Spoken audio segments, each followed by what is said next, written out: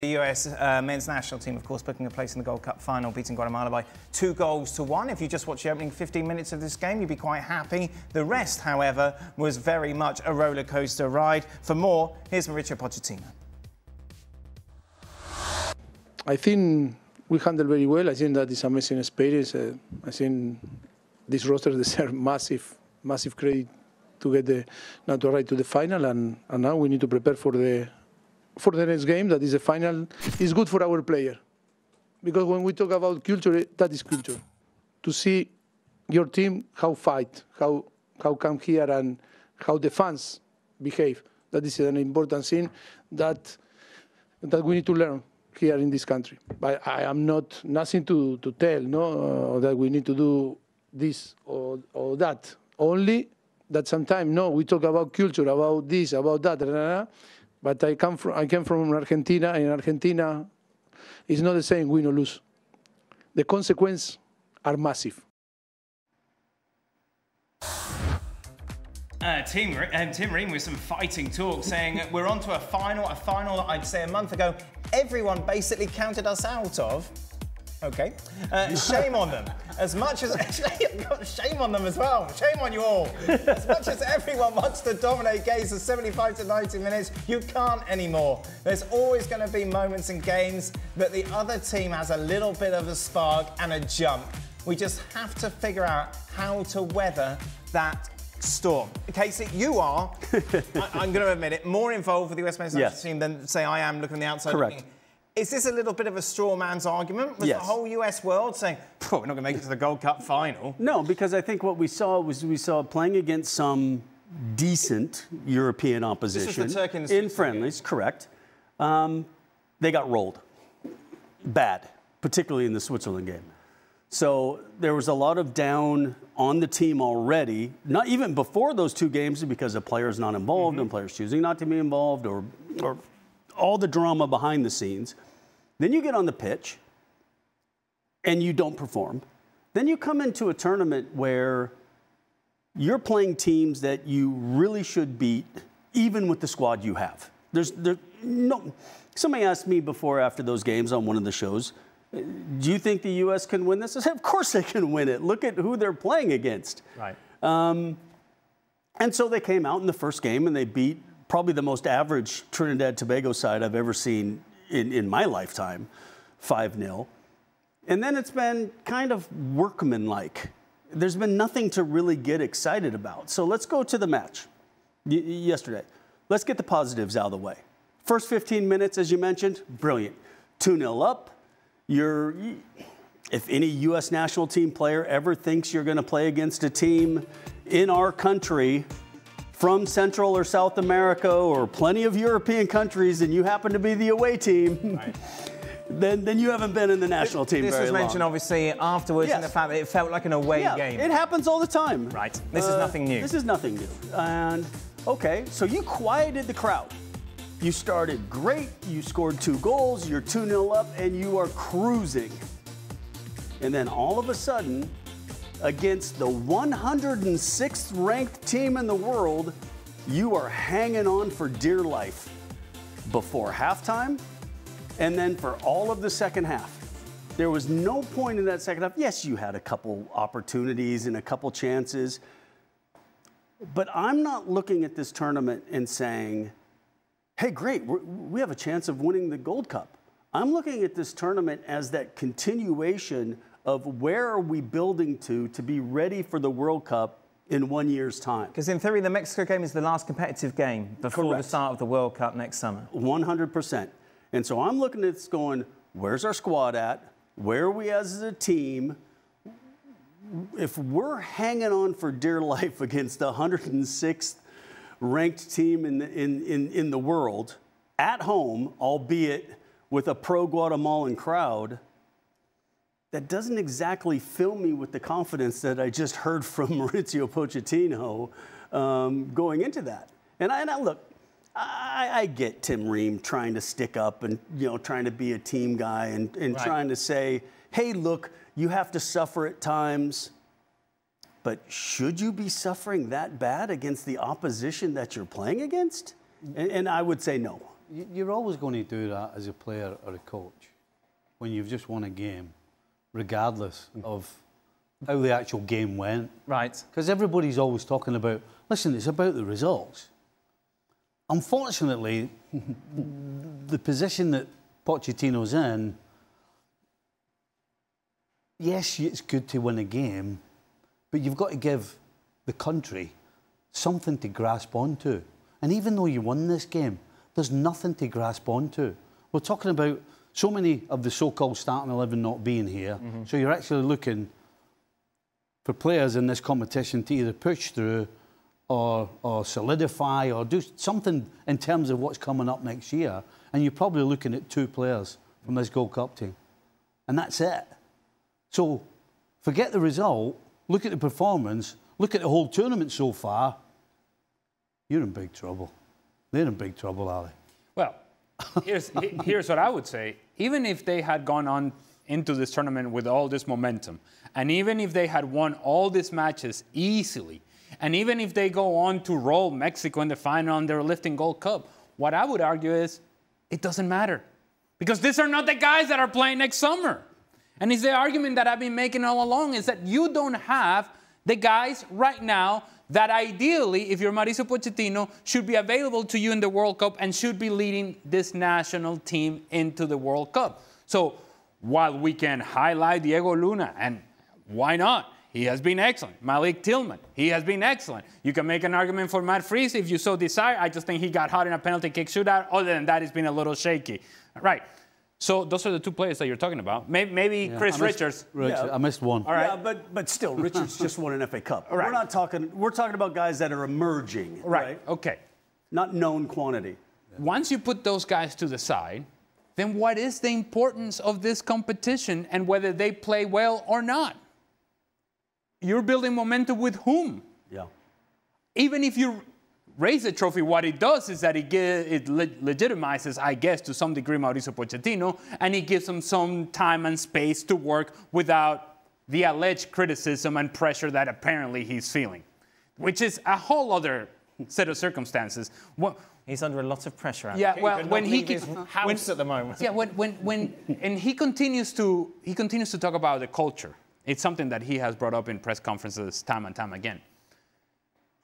Mauricio, do you really want the culture as it is in Argentina or as it is in every other place in the world where the national team is a priority, where the men's national team is an incredibly important story? Do you really want that? Because if you wanted that, the negativity around this team would have been far greater than what it has been so far.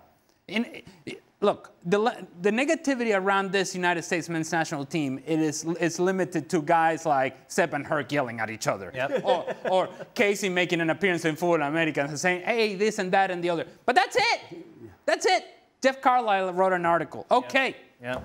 And it doesn't go beyond that.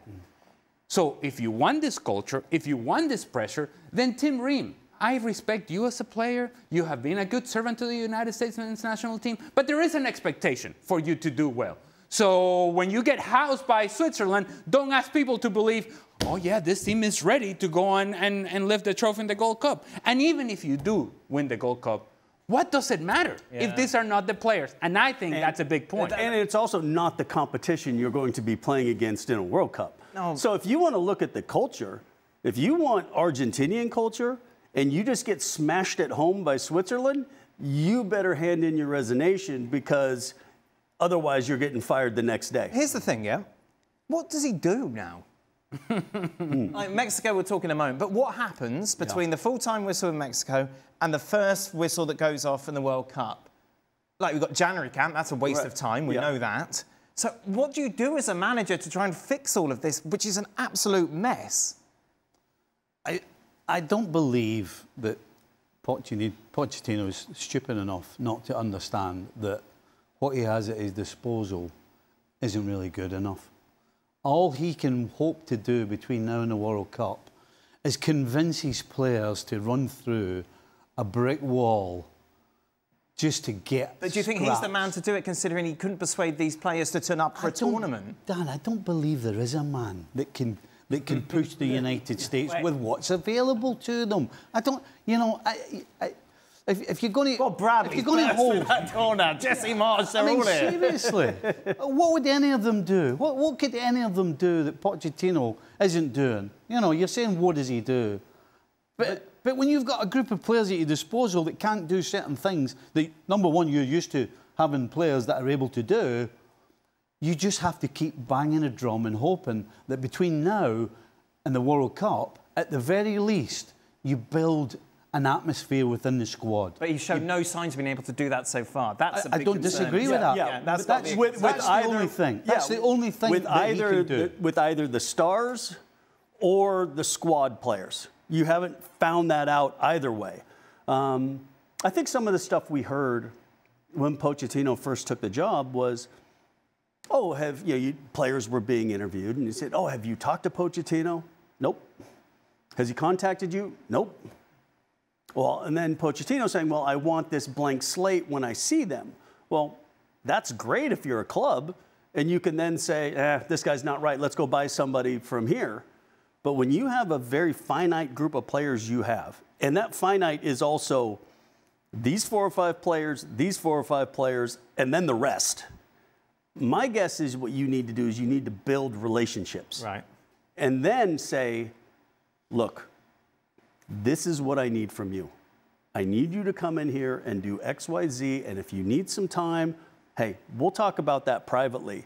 But this is what I need from you. And we're going to have this community, as Stevie's saying, this camaraderie, because we know we don't have the talent of the top 15 teams, 20 teams, 30 teams in the world. We got to have a little something. We're on home soil.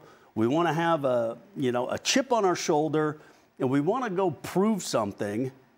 And players are saying, well, coach didn't even call me. I haven't seen, I've had, friends in MLS say, they were contacted. The coaching staff was going to come watch games. They were going to do this.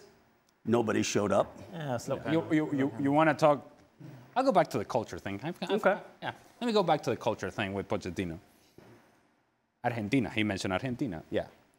Do you think if you're part of the Argentina national team and you're called in for Copa America and you turn down that call, you don't want to show because you want to rest? For whatever your reasons may be, huh? And let's put a name on it. In this case, we can give the example of Christian Pulisic. And who would be the equivalent of Christian Pulisic in Argentina? Get ready, clip this off. Who would be the equivalent of Christian Pulisic for Argentina? Lionel Messi. If Lionel Messi had turned down a call by Argentina to go and play Copa America, which is his regional tournament, how do you think that would have been digested and processed in Argentina, especially prior to them winning Copa America and prior to them winning the World Cup? How do you think that would have been processed in Argentina? It wouldn't have. It's unacceptable. It's unacceptable behavior. And so here's where I have an issue. We talk about the United States wanting to become this culture of soccer. Well, you can't just manufacture it. You have to start by demanding it from your players. I'll ask this question. If Milan were playing the Club World Cup, is Christian Pulisic telling Milan, no, I need to take a break? Yeah, that's different. No, what do you mean? What do you mean? What do you mean is different? No, what do you mean is different? It's club football. She's club. She's club. And he has no pride for his country? No, but Okay, I'm just saying it's different. Okay, but the culture aspect of it. If you're demanding something for the players to have a certain mentality, then you have to demand the players to be present when there should be accounted for. Yes, for internationally, absolutely, 100%. I feel we've been a bit negative this segment, so let's go Really? to Mr. Positive, Casey Keller. Uh-oh. Get me excited about USA-Mexico. Well, I think it's almost like any big derby match where two teams aren't particularly playing well, but throw it out the window. And any chance you get to beat your biggest rival. I know in Houston, the U.S. is going to be the away team again. No big deal. So go with that chip on your shoulder. And unlike the performance against the 106th ranked team in the world, I could care less about this performance. To me, this is the match you just win. Right. And give yourself something. You know, again, to Ali's point, I'm not getting excited one way or the other based off, is this going to set a precedent for next summer in the World Cup? But I take it of just that, here's your chance to put one over on your biggest rival where you know you're going to be 10-1 in the stands at home rooting for your opponent, including Seb Salazar. What's the general state of mind then for your US soccer player right now? Because we know the state of mind that you and the teams that you played in for the US, we knew the state of mind was that chip on the shoulder. Yes, correct. I don't get the feeling that there are many so-called US starters that play with a chip on the shoulder. I think that's why, you know, and I will praise him, you know, Diego Luna, because at Nations League there was a big question mark. Why is he calling this kid in? Okay, yeah, okay, January camp, but I mean, come on, that's not really a judge. And then you're saying, okay, at least he's showing he wants to be here. At least he's showing he wants to fight for something. And the scary part is that's a sad that's narrative. The standard. Yeah. The standard is, oh my God, look how great this guy's done because he cares. Right. That's the standard we're now like holding somebody up to. And I take nothing away from the kid because he did that. And he showed that. You know, I think the hard part is I think to the point Stevie made, is how does Pochettino or somebody else instill that in the squad? Because to the point that we lived off of that. Right. That we had to live off of that because we were going to play teams off the park, particularly when you get other, you know, to that better competition. So you needed to have a little something extra, a little something to say, what, you don't think we're good enough? Okay, we'll show you we're good enough. And I think that's our biggest fear is we aren't good enough. We've shown we're not good enough. We haven't beat a European team in 4 years. I think I asked for positives. Yeah, that was that took a detour the other I'll way. tell you where they are positive. Football America is much more positive. No. Here's what I'd say. All right, here we go. I'm just going to do the promo. One last thing. Positive. Yes. Give me something to be positive. There you go. I'm not going to tell you. You should play this in the dressing room before. Look, I'm not going to tell you that. I'm not going to lie to you. I'm not going to tell you that there's something great until you tell me there's something. Until you show me there's something to be excited about. Yeah. Shaka's back. That was kind of positive. Shaka's There you back go. for the Football Americas. Hey! Oh, yes.